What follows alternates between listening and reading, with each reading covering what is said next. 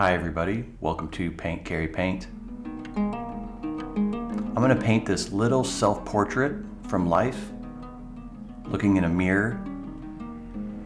And to start, these are my panels. On the left is 6 by 9 inches, so it's a little painting.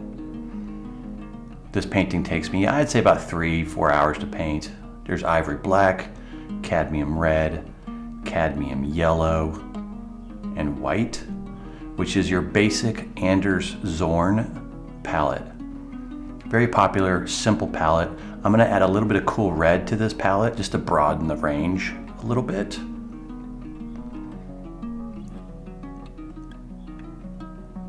And here you can see how each of these colors draw down when added to some white. If I mix black and yellow, I get a muted green. Mix black and cool red, I get almost a purple.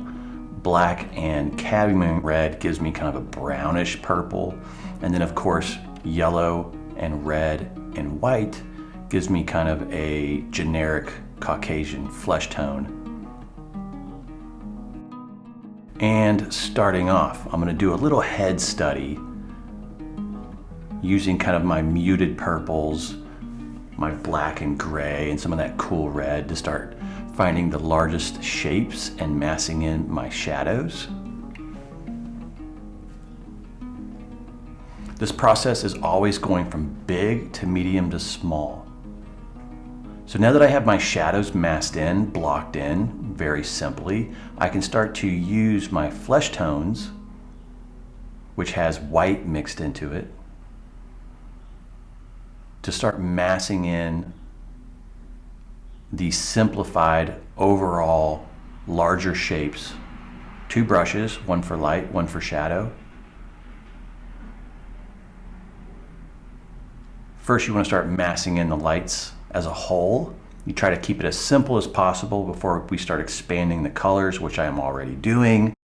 Adding some of those cool greens and grays to cool the flesh tone when I want to turn it away from the stronger light. Always keeping my lights and shadows values separate from each other, very important. Sometimes the flesh tone goes a little more yellow, sometimes it goes a little more pink, sometimes it goes a little more gray-blue as it turns away from the light. And then switching back and forth between my 2 brushes when I want to work on the shadow side or when I want to work on the light side. So I'm always keeping the shadows and lights separate, which is fundamental.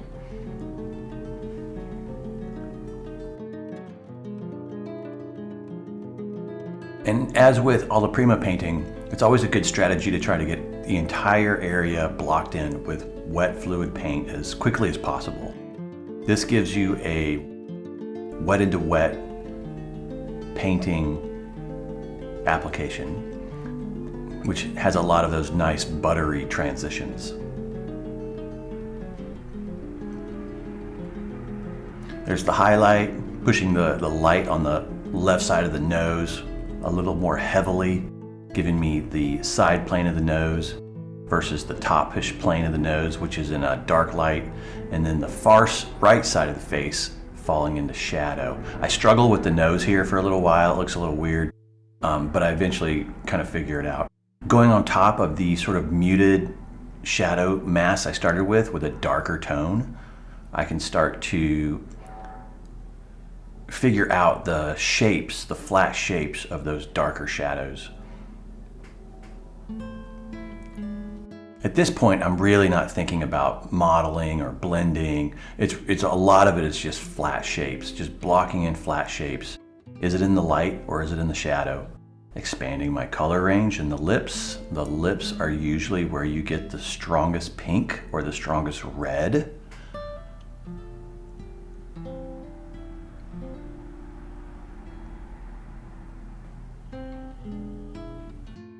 Angle construction for drawing. Angles tend to be a really good way to construct as compared to curves.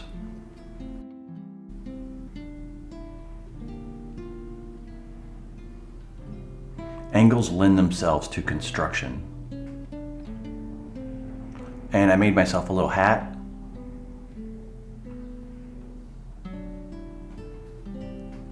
It's very fashion forward.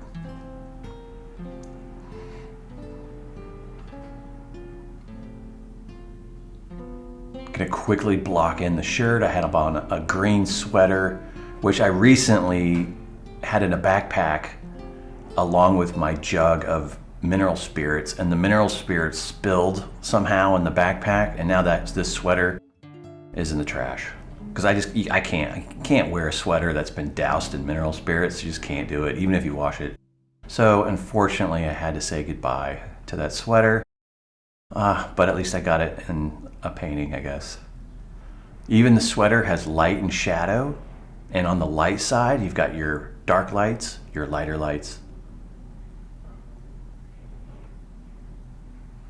So using this very simple palette, which doesn't have a huge color range, but it does have some color range, I can block in the background with a sort of darker gray, which the room I was in did have that kind of color behind me. So it's not a made up tone. It is what I'm observing.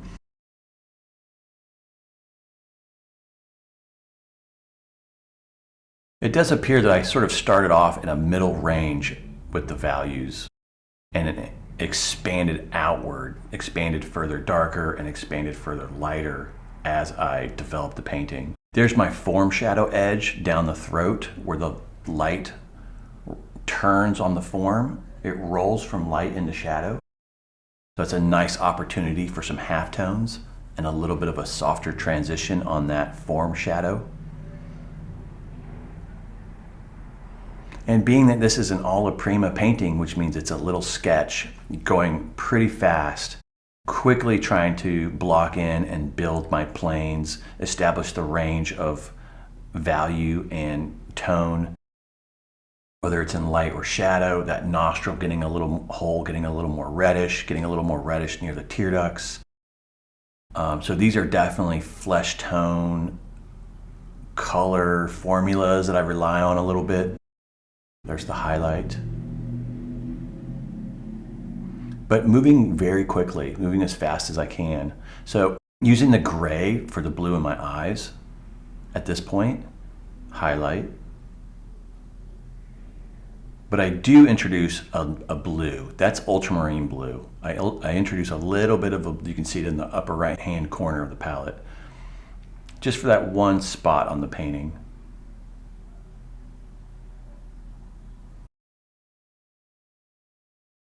And slowing things down here. This is real time.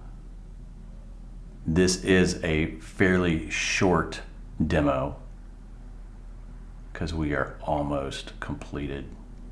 I could have easily worked on this for another 3 hours or a couple of days, but I'm just going to leave it here. It's just a little sketch.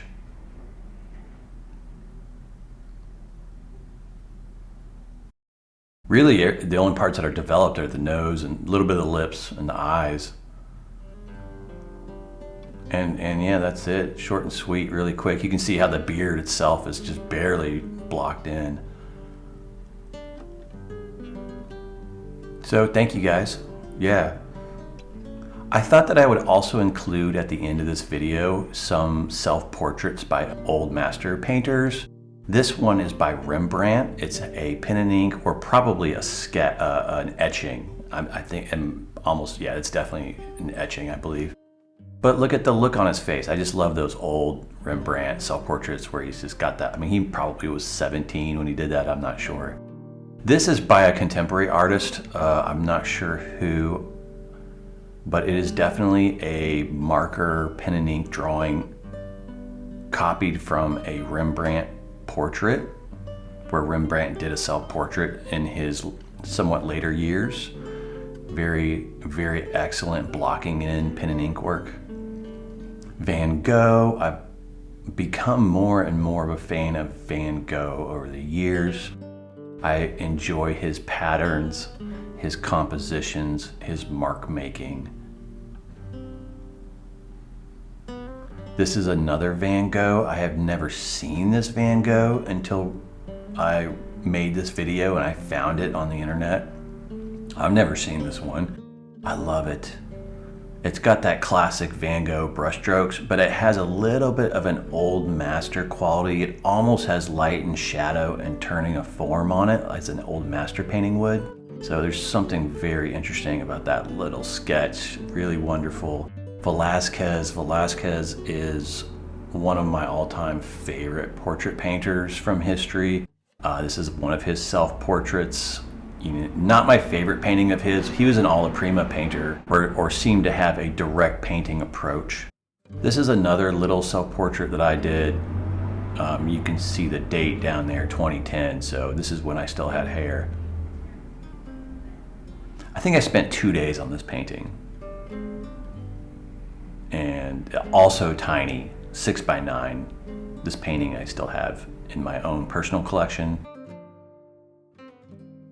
This is another painting, also a 6x9, also a self-portrait. I had the mirror kind of lower and I was looking down on the mirror. This is a Zorn palette, black, red, yellow, white, very limited. I spent 1 day on this painting. It was about 6 to 8 hours. I did sell this painting. Thank you everybody for watching. This was a self-portrait alla-prima sketch.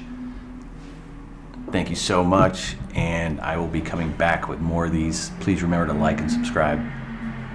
Cheers.